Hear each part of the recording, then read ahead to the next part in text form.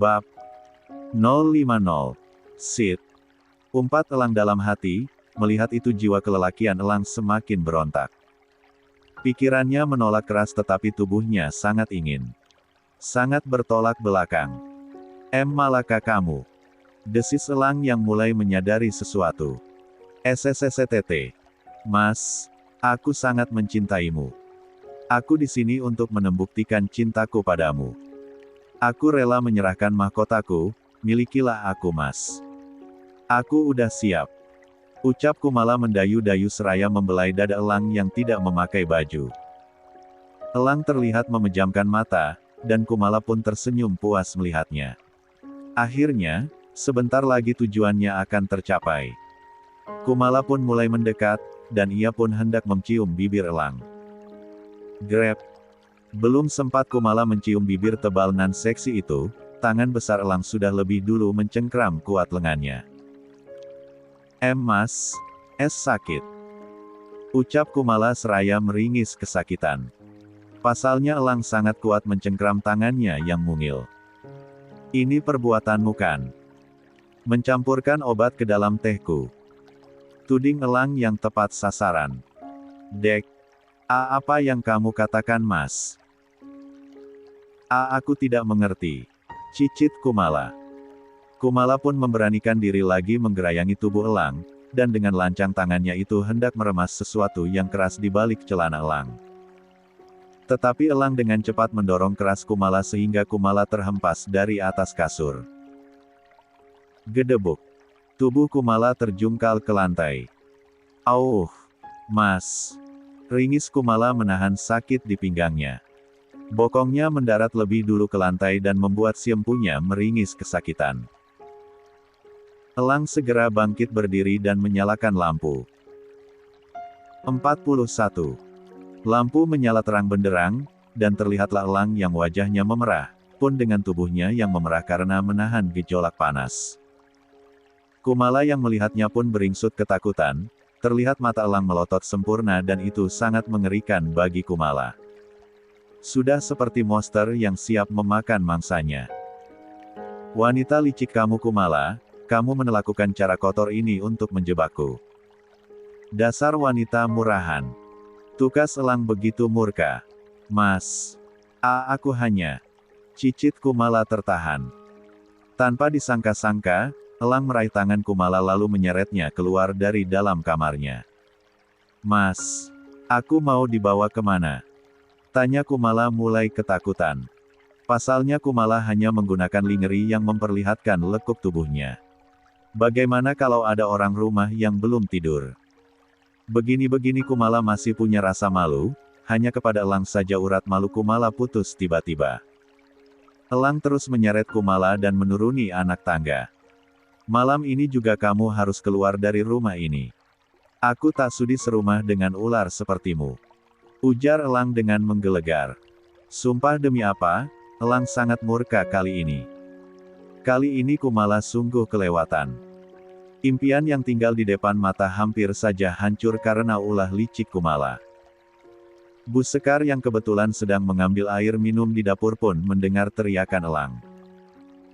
Buru-buru Bu Sekar menghampiri keduanya yang ternyata sudah berada di ruang keluarga. Terlihat Elang sedang menyeret paksa Kumala. Elang, Mala. Ada apa ini? Tanya Bu Sekar keheranan. Langkah Elang terhenti, dan menoleh pada budenya. Bu Sekar pun terperangah saat tanya Bu Sekar tergagap, mulutnya pun sampai menganga saat pikiran liar mulai melintas di otaknya. Dia Bude, tunjuk Elang pada Kumala. Dia hendak menjebakku. Dia merayuku di dalam kamar setelah memberiku obat masih menggebu di dalam tubuhnya. Bruk. Tanpa perasaan, Elang pun mendorong Kumala sehingga membuat Kumala tersungkur di lantai marmer yang 42. Dingin. Tentu saja Kumala menjerit karena gerakan Elang yang tiba-tiba mendorongnya. Jeritan Kumala mengundang perhatian seluruh penghuni rumah. Papa Bayu dan Mama Fitri yang sedang membuat adik Elang tetapi tak pernah jadi itu pun mengerit bingung saat mendengar suara gaduh. Mas, ada apa ya? Kok malam-malam begini ada suara gaduh di luar? Tanya Mama Fitri heran. Entahlah sayang, abaikan saja. Mending lanjut untuk buat suara yang seperti benda pecah. Mas stop dulu. Itu ada ribut-ribut di luar. Ayo cepat lihat. Seru Mama Fitri yang mencubit bokong suaminya. Papa Bayu meringis terus mendengus kesal. Siapa gerangan yang telah mengganggu kesenangannya? Setelah keduanya berpakaian, kedua orang tua Elang itu pun keluar dari kamarnya dan menuju ke sumber suara gaduh. Jelas saja mereka terperangah melihat ada elang yang tidak memakai atap. Seru Mama Fitri yang tidak rela suaminya melihat tubuh wanita lain. Walaupun itu tubuh keponakannya sendiri. Tetapi kan keponakan tiri. Ada apa ini ribut-ribut? Tanya Mama Fitri yang kini wajahnya disetel garang. Melihat tampilan anak dan keponakan suaminya, Fitri mulai bisa menebak, pasti suatu hal buruk telah terjadi di sini. Bah, tolong itu tubuh Kumala ditutupi, seru Mama Fitri pada Bu Sekar. Bu Sekar mengangguk lalu mengambil taplak meja yang tak jauh darinya lalu menutupi tubuh Kumala dengan taplak meja tersebut. Kini tubuh Kumala tidak terekspos lagi. Mas sudah boleh buka mata, desis Mama Fitri pada suaminya. Papa Bayu pun menurunkan tangannya lalu matanya mulai terbuka lebar. Dari lantai atas, terlihat Bu Nurma dan suaminya turun menuruni tangga, ada Sonya juga yang berjalan di belakang orang tua Kumala. Tak ketinggalan Baskoro pun juga keluar dari kamar karena menunggu istrinya yang mengambil air minum tidak kunjung kembali. Dan mereka semua pun mulai berkumpul di ruang keluarga di mana ada Kumala dan juga Elang. Sedangkan Pak Bramastia berada di Jogja untuk mengurus sawah-sawahnya yang mulai panen. Dan akan 43. Kembali lagi ketika pernikahan Elang. Bisa jelaskan ada apa ini? Tanya Papa Bayu dengan suara beritonnya. Kumala memasukkan obat. Tentu saja penjelasan Elang membuat semua orang terperangah. Aku tidak mau serumah dengan wanita murahan ini Pak, bisa kandas hubunganku dengan Alia jika ia mencoba terus merayuku. Ini saja dia hampir berhasil menggodaku. Tak sudi aku menampung wanita gatal sepertinya. Ucap Elang lagi begitu pedasnya. Kumala yang mendengarnya merasa sangat sakit hati, padahal hanya dengan Elang saja ia merendahkan harga dirinya. Karena cintanya pada Elang, Kumala sampai menempuh jalan kotor ini, mengorbankan mahkotanya demi seorang Elang yang sangat ia cintai. Tapi, kenapa malah seperti ini? Bukannya tersanjung, Elang malah menatapnya dengan jijik. Elang juga terlihat sangat membencinya. Kumala pun hanya bisa menangis sesenggukan. Jaga bicaramu Elang. Dia adikmu. Dan tidak mungkin anakku berlaku seperti itu. Itu pasti akal-akalanmu kan? Karena dapat istri janda makanya kamu mau menikmati sudah menodai anakku kan? Dasar bajing asteris N.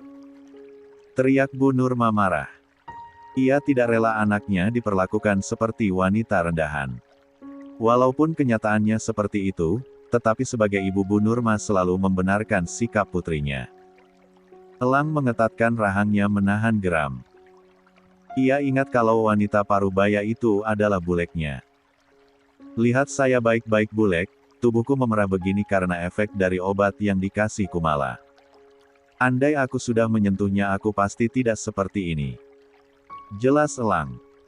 Semua orang pun memperhatikan tubuh Elang yang memang memerah dan berkeringat banyak. Bahkan tubuhnya itu basah oleh keringatnya sendiri. Nafasnya pun memburu. Kalau masih tidak percaya, aku bisa membuktikan dengan mengecek de itu ke laboratorium. Kebetulan ada sisa de sedikit di kamarku. Tukas Elang kembali. Ngaku kamu Kumala. Kalau kamu diam aku bisa saja menjebloskanmu ke penjara. Ada bukti de di kamarku. Dan ada bukti CCTV yang memperlihatkan kamu masuk ke kamarku dengan membawa de. Kata Elang menatap tajam Kumala. Kumala yang diancam dilaporkan ke polisi pun ketakutan. Tetapi, aku melakukan ini karena mencintaimu Mas. Aku tidak rela kamu menikah dengan wanita lain. 44. Bahkan aku yang rela dijadikan yang kedua pun kamu tetap menolak. Jadi aku nekat melakukan ini, cicit Kumala mengaku. Mereka semua kecuali orang tua Kumala pun memandang tak percaya pada Kumala. Urus dia Pak, aku tak sudi lagi melihatnya di rumah ini. Tukas Elang lalu berlalu ke kamarnya. Karena Kumala sudah mengaku, jadi sudah tidak ada lagi urusannya di sini. Kami kecewa sama kamu Kumala, ujar Mama Fitri dengan tatapan kecewanya pada Kumala. Nur, tolong urus putrinya supaya tidak bertingkah membuat malu saja. Kini Papa Bayu yang bicara. Jangan salahkan anakku saja Mas, ini salah kalian juga yang memberi harapan palsu pada Kumala. Terus salah kalian juga karena menolak menikahkan Elang dengan Mala. Bukannya sadar Bu Nurma malah melimpahkan semua kesalahan pada Bayu dan Fitri. Kenapa menyalahkan kami? Cinta tidak bisa dipaksakan. Kami tidak akan menikahkan mereka kalau Elangnya sendiri tidak mau. Seperti halnya kamu yang dulu menolak dijodohkan dengan Dito. Malah memilih Budi yang kamu cintai. Jawab Papa Bayu menatap tajam pada adik tirinya. Merasa diskakmak oleh Papa Bayu, Bu Nurma pun sudah tidak bisa berkata-kata lagi. Besok kalian pulang saja ke Jogja. Lagian pekerjaan di sini sudah selesai. Bukannya Mas mau ngusir, tapi lihat sendiri kan kalau Elang sudah sangat kesal dengan Mala. Tidak mau kan kalau Mala dilaporkan ke polisi oleh Elang, jadi bawa Mala pulang ke kampung. Putus Papa Bayu final. Kumala hanya bisa diam menunduk, sembari menangis meratapi gagalnya rencana yang sudah ia susun matang-matang. Yang ia dapatkan hanya malu saja. Padahal rencananya, besok akan menggegerkan seisi rumah karena ia dan Elang ketahuan melakukan hubungan suami istri, tapi malah kacau semuanya. Elang ternyata bisa mengendalikan dirinya dengan baik padahal ia sudah memesan mahal obat perangsang tersebut. Papa Bayu dan Mama Fitri pun naik ke lantai atas untuk melihat kondisi Elang. Ada-ada saja kelakuanmu Mala, untung saja ini masih dalam lingkup keluarga, sehingga tidak membuat keluarga besar kita malu. Andai kamu menjebak lelaki lain, sudah pasti kupecat kamu jadi keponakan. Ucap Pak Baskoro sinis. Lalu Pak Baskoro pun mengajak istrinya masuk ke dalam kamar. Bu Nurma hanya diam saja. Di kamar atas, Papa Bayu dan Mama Fitri melihat putranya yang sedang berendam di dalam bathtub. Walau sudah berendam di air dingin, tetapi tidak menyurutkan hawa panas yang ada di dalam tubuh Elang. Sonya juga ada di sana menatap prihatin pada adik sepupunya. Bagaimana sekarang keadaanmu Lang? Tanya Papa Bayu. 45. Elang menggeleng. Kacau Pak. Liri Elang. Mbak, bisa tolong simpankan sempelde yang ada di gelas di samping tempatku tidur. Besok tolong dicek ke laborat di rumah sakit. Kata Elang saat melihat sosok Sonya. Sonya mengangguk, lalu segera menyimpan barang bukti tersebut. Walau Kumala sudah mengaku, tetapi barang bukti tetap harus disimpan. Untuk jaga-jaga jika di suatu saat Kumala kembali berulah. Memang obat jenis apa yang telah diberikan Mala ke kamu Lang? Tanya Papa Bayu. Papa tahu kan, 2 jenis obat perangsang yang tidak menimbulkan rasa dan bau. Sepertinya salah satu obat itu yang telah digunakan Kumala. Jawab Lang yang sudah mulai menggigil. Papa Bayu terpengah, karena Papa Bayu seorang profesor, tentu saja ia tahu jenis obat yang disebutkan Elang putranya. Itu artinya kamu. Ucap Papa Bayu merenggantung. Elang mengangguk membenarkan. Apa Mas? Apa maksud pembicaraan kalian? Tanya Mama Fitri yang kurang mengerti percakapan ayah dan anak itu. Setelah menyimpan barang bukti, Sonya kembali ke kamar Elang untuk melihat kondisinya. Elang tidak bisa sembuh Yang, karena obat yang digunakan Kumala sangat tinggi dosisnya, dan jenisnya pun tidak sama dengan obat perangsang lainnya. Kalau menyembuhkannya dengan obat penawar, alat reproduksi elang bisa saja rusak. Jelas Papa Bayu terhadap istrinya. Mama Fitri pun menutup mulutnya, ia tak menyangka akan seperti ini efek sampingnya. Lalu, apa yang harus dilakukan Elang Mas? Bagaimana nasib putra kita? Ujar Mama Fitri yang sudah mulai menangis. Sonya mendekat dan memeluk buleknya bermaksud untuk menenangkannya. Jalan satu-satunya Elang harus melakukan itu. Jawab Papa Bayu. Sonya mengerit. Itu apa maksudnya Om? Tanya Sonya tak mengerti. Berhubungan suami istri. Jawab Papa Bayu lagi. Mata Sonya membeliak. Apa itu harus Mas? Elang belum menikah. Sahut Mama Fitri dengan sesenggukan. Sonya mengangguk. 46. Benar Om, Elang belum menikah. Kenapa kalian harus bingung? Bukankah Elang sudah ada calon istri? Ujar Papa Bayu dengan enteng. Tidak bisa Mas, mereka belum sah menikah. Tolak Mama Fitri. Ya tinggal disahkan saja sayang. Apa susahnya? Toh 2 minggu lagi mereka juga akan menikah. Jawab Papa Bayu lagi. Apa? Satu itu berarti malam ini. Gagap Mama Fitri, dan Papa Bayu menanggapinya dengan menganggukkan kepala. 47. Karena obat yang diminum Elang adalah obat khusus, maka Elang harus segera mendapatkan obatnya. Yaitu segera menuntaskan hasratnya. Karena itu adalah obat yang paling manjur.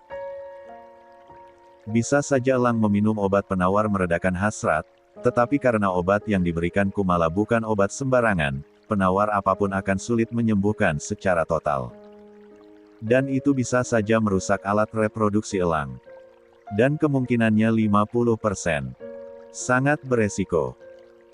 Kumala yang sebagai calon dokter pintar dalam memilih obat, ia tahu reaksi dan efek samping dari obat tersebut. Obat itu reaksinya sungguh dahsyat, sampai-sampai bisa menghilangkan pengendalian diri secara maksimal. Tetapi Kumala sungguh tak menyangka, kalau Elang ternyata mampu melawan serangan obat tersebut. Lelaki itu sengaja menahan untuk tidak menuruti hawa nafsunya, dan itu membuat rencana Kumala berantakan. Padahal tinggal sedikit lagi Elang bisa jatuh ke pelukannya, tapi Elang malah memilih menyakiti dirinya sendiri hanya demi mempertahankan hubungannya dengan si janda. Sial memang. Terlihat Papa Bayu pergi ke ruang kerjanya, di sana Papa Bayu mulai menghubungi calon besannya. Dan menjelaskan apa yang baru saja terjadi dan bagaimana kondisi Elang saat ini. Tentu saja Papa Vano yang berada di seberang sana pun terperanjat kaget. Pak Vano, apa bisa kita nikahkan anak-anak kita malam ini juga? Sebenarnya bisa saja Elang meminum penawar tapi itu sangat beresiko. Perbandingannya 50-50. Kemungkinan saraf-saraf di alat reproduksi Elang akan rusak, jika meredakan gejolak itu dengan obat. Bagaimana Pak? Apa Pak Vano setuju? Tanya Papa Bayu sedikit memohon. Pasalnya masa depan putra semata wayangnya ini sedang dipertaruhkan. Papa Bayu terlihat mendengar dengan seksama, di dalam telepon Papa Vano tengah berbicara serius. Tut. Tak lama panggilan pun berakhir, dan Papa Bayu menghela nafas yang terasa berat. Huff. Di lantai atas, tepatnya di kamar Elang, Mama Fitri sedang membantu putranya untuk keluar dari batu B. Nak, sudah cukup. Ayo keluar kamu sudah sangat menggigil. Kata Mama Fitri seraya menahan tangis. 48. Lah sedih dengan kondisi putranya yang semakin lama kian lemah. Badannya menggigil kedinginan karena terlalu lama berendam di air dingin. Elang pun menurut saja, ia memang sedang menggigil kedinginan, tetapi di bawah sana masih berdiri tegak. Apa yang harus Elang lakukan pada adik kecilnya? Kalau ia meminum obat penawar maka masa depannya terancam hancur. Dan istrinya kelak bisa saja menderita dengan kondisinya. Bukankah inti keharmonisan suami istri itu karena sering bermesraan di atas ranjang?